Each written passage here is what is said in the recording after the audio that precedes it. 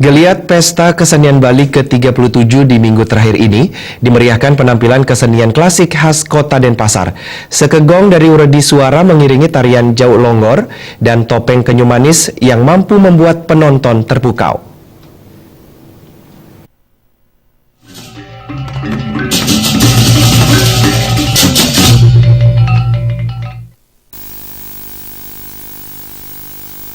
Di bawah bimbingan Dinas Kesenian Kota Denpasar, Sekegong Redi Suara membawakan dengan apik tabuhan telu, pepanggulan Bratayuda, dan tabuh ding yang mengiringi tarian Jau Longgor menggambarkan raja atau pemimpin yang sangat angkuh dan sombong, seperti raksasa bermahkotakan raja, serta dan tarian topeng yang terinspirasi dari pedagang.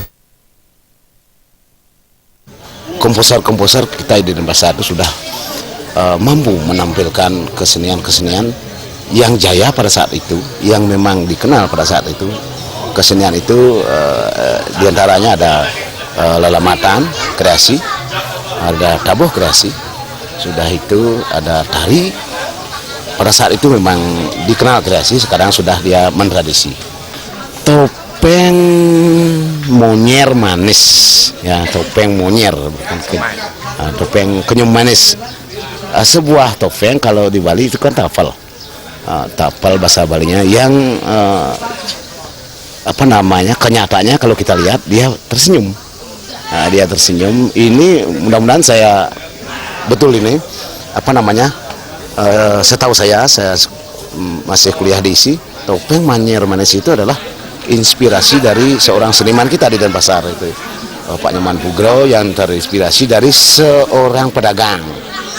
Ketut Swanandita menambahkan, dalam pergelaran tari klasik Bali, tari Jau kini gerak-geriknya cenderung kasar dan tidak menghiraukan sopan santun. Jau keras seperti namanya, gerakannya pun lebih beringas. Ia pun berharap dengan adanya pegelaran tari dan tetabuhan di ajang pentas kesenian Bali, mampu meningkatkan kecintaan akan budaya, sehingga tak tergerus akan budaya kekinian. Rati Anggoro dan Putu Ratna, Bali TV. Sementara itu, PKB merupakan pesta kesenian berkategori besar yang berlangsung selama 1 bulan. Pesta para seniman Bali ini diikuti puluhan